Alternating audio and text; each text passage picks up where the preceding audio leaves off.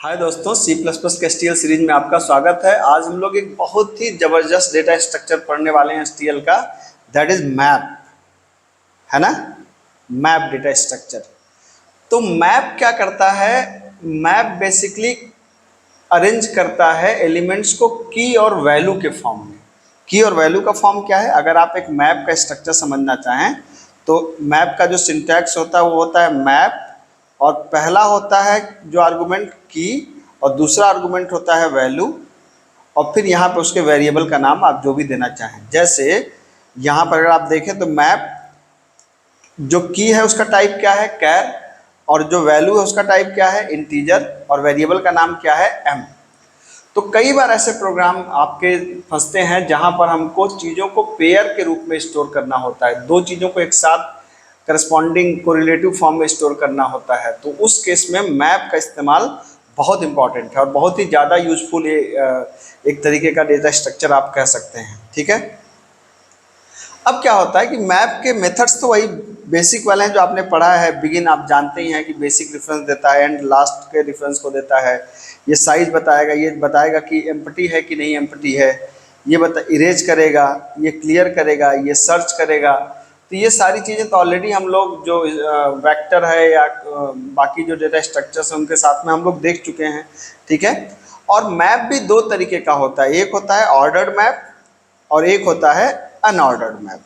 Ordered map का क्या मतलब होता है? ऑर्डर्ड मैप का मतलब होता है कि ऑटोमेटिकली ये मैप जो है वो डेटा को अल्फ़ाबेटिकल ऑर्डर में अरेंज करता है। मतलब आप कुछ भी नहीं करेंगे तो अल्फ़ाबेटिकल ऑर्डर में अरेंज करेगा। किसके हिसाब से?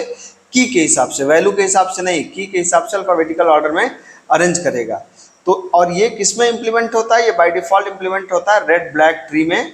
और इसकी टाइम कॉम्प्लेक्सिटी कितनी होती है? Log N. मतलब इस पर जो अगर आप एक बार ट्रवर्स करते हैं, एक बार ऑपरेशन परफॉर्म करते हैं तो इसकी टाइम कॉम्प्लेक्सिटी होती है लॉग एन। जबकि अनऑर्डर्ड मैप क्या करता है? ये जो है आपका हैश टेबल से इंप्लीमेंट होता है। और इस वजह से चूंकि हैशिंग आपने पढ़ा होगा कि हैशिंग की टाइम कॉम्प्लेक्सिटी कम होती है, तो इसकी जो टाइम कॉम्प्लेक्सिटी होती है ऑर्डर ऑफ वन। मतलब अगर इस पे कोई एलिमेंट को आप ढूंढेंगे, सर्च करेंगे तो इस पे ऑर्डर ऑफ वन टाइम पे हो जाएगा। लेकिन ये अनऑर्डर्ड है, ये एलिमेंट को अल्फाबेटिकल ऑर्डर में अरेंज नहीं करता। अब आइए मैप पे। मैप को हम लोग बेहतरीन तरीके से समझ सकते हैं। मैप का मतलब क्या है? मैप का मतलब है कि हम किसी भी चीज़ को की और वैल्यू के फॉर्म में स्टोर कर सकते हैं। अब आइए इस पे देखते हैं एक बहुत ही ज़बरदस्त क्वेश्चन। यहाँ पर ये मेरे हैकर रैंक का यूआरएल है, आपको पता है। इसको प्रैक्टिस में मैं पहले भी देता रहा हूँ। इसको मैं यूआरएल आपको प्रैक्टिस में दे दूंगा, जिस पे आप यहाँ से जा करके और सॉरी डिस्क्रिप्शन में मैं आपको दे दूंगा, जिस पे आप यहाँ से जा करके और प्रैक्टिस कर सकें। तो यहाँ पर एक क्वेश्चन मैंने पीएचडी एसटीएल 6 किया है जो मैप पे आधारित है। ठीक है। हालांकि इसमें कहीं लिखा नहीं है कि मैप पे आपको इस्तेमाल करना है, लेकिन मैं आपको समझाता हूँ मैप कैसे यूज करना है। क्वेश्चन कह रहा है read a name and count the frequency of each character of the given name. एक नाम लीजिए और दिए गए नाम में हर एक कैरेक्टर की फ्रीक्वेंसी बताइए। जैसे टेस्ट केस में मैंने अपना ही नाम दे दिया धनंजय, और कहा कि इसमें हर एक कैरेक्टर की फ्रीक्वेंसी बताओ। ठीक है। तो आप इसको ऐसे समझिए कि मैप कैसे इसको प्रोसेस करेगा। जैसे हमारे पास क्या है? हमारे पास स्ट्रिंग है धनंजय, DHAN, ठीक है, ANJAY। अब हर एक कैरेक्टर को तो मैप प्रोसेस कैसे करता है? आप ऐसे समझिए, मैप कुछ इस तरीके से प्रोसेस करता है कि ये दो पार्ट है। एक पहला पार्ट होगा की का, दूसरा पार्ट होगा वैल्यू का। ठीक है। तो ये कुछ इस तरीके से प्रोसेस करेगा। तो इसको ऐसे अरेंज करने का आप विजुलाइज करिए। तो पहले इसको मिला मान लीजिए D। ठीक है। तो इसने D को रखा है यहाँ पर। ठीक है। अब D कितनी बार है? तो जब भी D मिले, जब कैरेक्टर मिले तो हम एक बढ़ा, तो बाई डिफॉल्ट D 1 है तो अब हो जाएगा 1। यहाँ पर 0 है तो 1 हो जाएगा। फिर क्या मिला? H, तो D के बाद H आता है तो H की वैल्यू कितनी हो जाएगी? 1। अब आया A, तो जब A आया तो A क्या होगा? A तो D से पहले आना चाहिए, तो ये ऊपर अरेंज करेगा इसको, ऑटोमेटिकली अल्फाबेटिकली इसको अरेंज करता है ये। तो A को यहाँ पे हो गया 1। फिर N मिला, DHAN, तो ABCDEFGHIJKLMN। ठीक है। तो N कहाँ पे आ जाएगा? H के बाद। तो N कितनी बार हो गया? एक बार हो गया। उसके बाद A वापस आया। ठीक है। उसके बाद क्या हुआ? A वापस आया। n मिल गया, a वापस आया तो a की वैल्यू कितनी हो जाएगी +1 मतलब 2 हो जाएगी। फिर कितना मिला n आया तो n में एक और बढ़ा दो 2। अब j आया तो चूंकि j क्या आएगा, j आएगा h के बाद और n से पहले, तो अब यहाँ पे n को नीचे कर दो और j को यहाँ पे कर दो, j1 हो गया। अब फिर a आया तो ये कितना हो गया 3, फिर y आया तो 1। तो आप देख सकते हैं कि यहाँ पे कितना है, यहाँ पे a की वैल्यू 3, d की वैल्यू 1 1 1 2 1, तो हर एक कैरेक्टर फ्रीक्वेंसी काउंट कर देगा।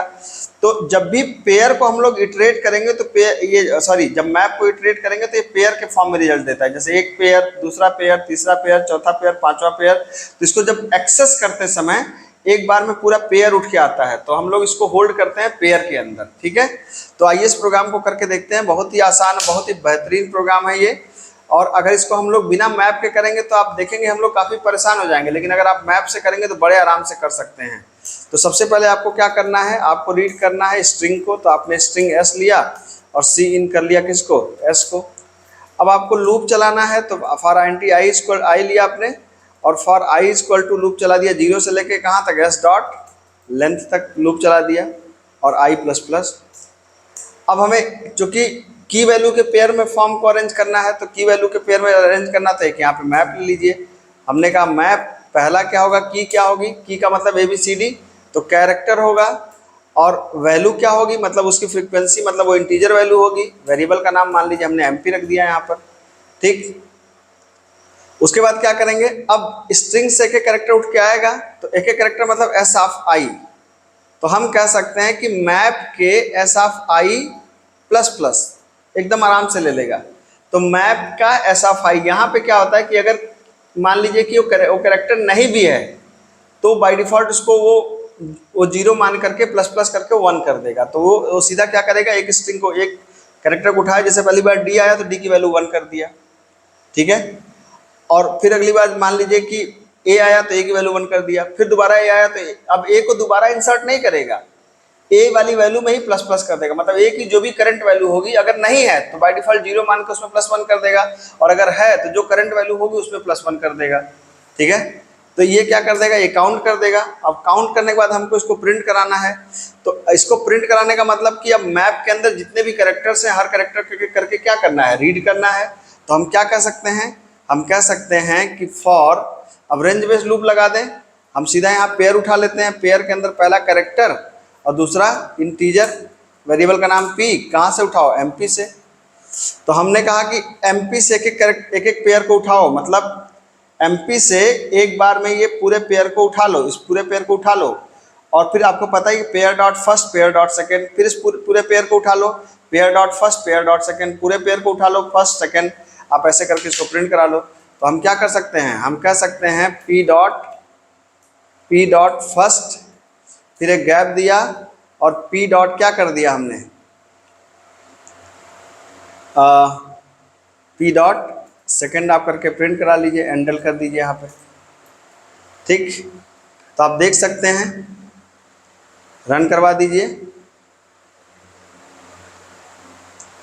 अच्छा, यहाँ पर क्या होता है कि हर एक डेटा स्ट्रक्चर को ऐड करना पड़ता है, तो यहाँ पे हमको ऐड करना पड़ेगा। बाय डिफॉल्ट मैप ऐड नहीं होता है, तो हैश इंक्लूड मैप यहाँ पे आपको लिखना पड़ेगा। ठीक है, ये लिख दिया हमने। अब देखिए, रन करा दीजिए। आप देख सकते हैं टेस्ट केस हमारा पास हो गया है। ठीक है, ये आ गया हमारा, मैं इसे सबमिट कर दे रहा हूँ और ये देखिए कि ये मेरा काम हो गया।